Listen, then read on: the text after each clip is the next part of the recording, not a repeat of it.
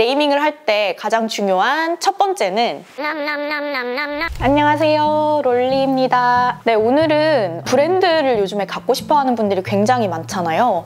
어떤 것부터 내가 시작을 해야 될까? 이런 걸 굉장히 막막하게 생각하는 분들이 있어요. 그래서 제가 이번에는 하나의 브랜드를 만들어가는 과정에 대해서 챕터별로 짧게 속성 과외를 해드려볼까 하거든요. 그래서 오늘은 첫 번째로 네이밍 하는 것부터 이야기를 해볼까 합니다.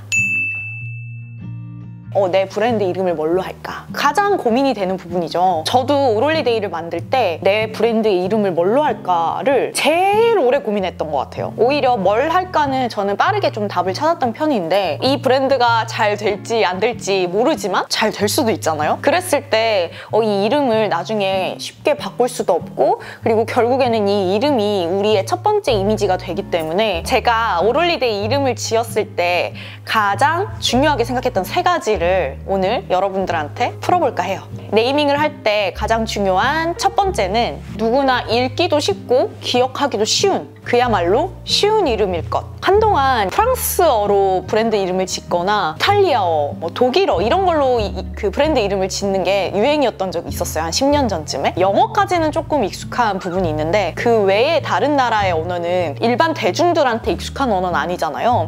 이거 어떻게 읽어야 되지? 그 이름을 부를 때 머뭇머뭇거리다가 결국에는 그 브랜드 이름을 입 밖으로 못 냈던 적이 있거든요. 근데 이게 일반 대중들한테 입 밖으로 내뱉기가 약간 머뭇거려지는 이름은 그렇게 좋은 이름은 아니라고 생각이 돼요.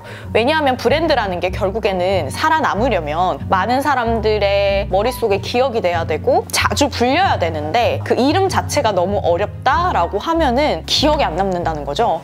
그래서 저는 이걸 되게 첫 번째로 생각했습니다. 누구나 기억하기 쉬운 이름일 것. 두 번째는 나만 쓸 수 있는 이름일 것. 만약에 평범한 이름을 지었다고 합시다. 근데 그 평범한 이름을 검색을 했을 때 우리 브랜드만 검색이 될 확률은 아주 적겠죠. 바나나라는 브랜드를 누가 만들었다고 했을 때 그 바나나라는 브랜드가 노란 과일 바나나를 누르면서까지 떠오르게 만드는 게 쉬운 일은 아니란 말이죠. 그러니까 보편적으로 사용하는 단어나 다른 브랜드에서 이미 사용하고 있는 이름을 내가 지었을 때는 그게 각인이 되기가 굉장히 어렵다는 겁니다. 그래서 어떤 이름을 떠올렸을 때 저는 검색을 꼭 세 군데에서 한번 해보라고 하는데, 일단 첫 번째는 이 브랜드가 다른 누군가가 혹시 상표권을 등록해서 쓰고 있는 브랜드는 아닌지, 그 상표권 검색하는 사이트가 있거든요. 그래서 거기 들어가서 혹시 다른 사람이 상표권을 등록을 했다면 내가 브랜드 이름을 썼을 때 다른 사람의 권리를 침해하게 될 수도 있거든요. 그래서 첫 번째는 상표권 검색을 해본다. 두 번째는 네이버나 구글 등 보편적인 포털 사이트에서 검색을 한번 해봅니다. 그래서 이게 검색을 했을 때 다른 누군가가 쓰는 브랜드 이름인지, 아니면은 너무 보편적으로 자주 쓰는 단어라서 내 걸 검색했을 때 내 브랜드가 아니라 다른 것들이 검색이 되는지를 한번 찾아보는 거죠. 그리고 세 번째는 인스타그램에서 한번 검색을 해본다. 인스타그램에 해시태그를 한번 쳐보는 거예요. 해시태그에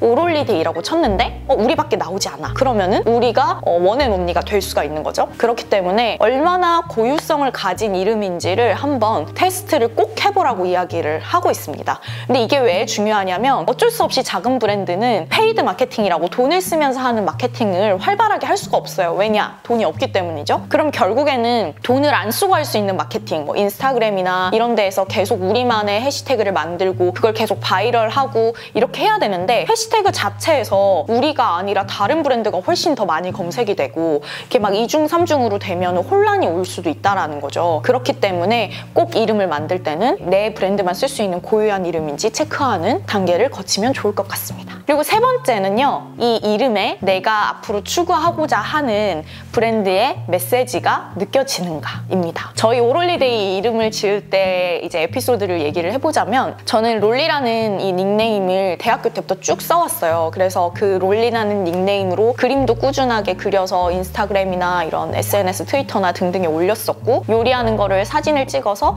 롤리 식당 시리즈도 계속 올렸었고 하다 보니까 개인 브랜딩된 어떤 롤리라는 이미지에 팬들이 생기기 시작한 거예요. 그러다 보니까 어느 정도 롤리라는 이름이 저한테 굉장히 중요한 자산이 된 거죠. 그래서 저는 제가 만드는 브랜드에 꼭 롤리라는 이름을 넣고 싶었어요. 그래서 막 엄청 이것저것 막 붙여봤어요. 롤리 롤리 롤리 이런 식으로 엄청 만드는데 이게 잘 안 떠오르는 거예요. 그러다가 제가 우연히 TV에선가 라디오에선가 그 오해피데이라는 팝송을 듣게 됐어요. 오해피데이 하는 그 팝송 있죠. 그거를 듣는데 아, 이거다 싶은 생각이 떠오르는 거예요. 왜냐하면 브랜드를 만들 때 하고 싶은 게 딱 한 가지였어요. 누군가를 행복하게 만드는 무언가를 만든다. 근데 오 해피데이를 듣는데 이건가? 싶은 생각이 드는 거예요. 그래서 오 해피데이에서 해피를 드러내고 거기에 롤리를 한번 넣어봤어요. 오 롤리데이라고 읽었는데 입에 착착 붙는 거예요. 그리고 그 해피 자리에 롤리가 들어갔는데 사람들이 롤리를 보면 해피를 떠올렸으면 좋겠다. 이런 것들이 제가 전달하려는 메시지랑도 연결이 잘 되고, 그리고 앞서 말했던 첫 번째 누구나 읽기 쉬운 이름일 것이라는 거, 그리고 두 번째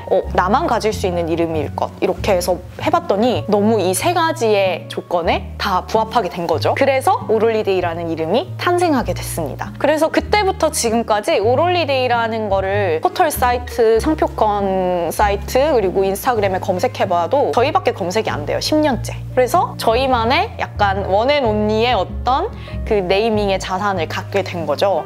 그래서 정말 아직까지도 많은 분들한테 오롤리데이 이름 진짜 잘 지은 것 같다라는 이야기를 많이 듣고 있습니다. 그래서 이 세 가지를 꼭 이름을 지을 때 한번 명심을 했으면 좋겠어요. 저는 그리고 이름을 지을 때 주변의 사람들한테 굉장히 많이 물어봤거든요. 이거 어때? 이거 들었을 때 어떤 느낌이 들어? 나랑 잘 어울려? 그리고 이거 쉬워? 옛날에 어디서 들어본 적 있어? 이런 질문을 주변 사람들한테 굉장히 많이 해봤어요. 근데 결국에는 브랜드라는 게 굉장히 많은 사람들한테 불려야 되고 많은 사람들이 알아야 성공을 하는 거잖아요.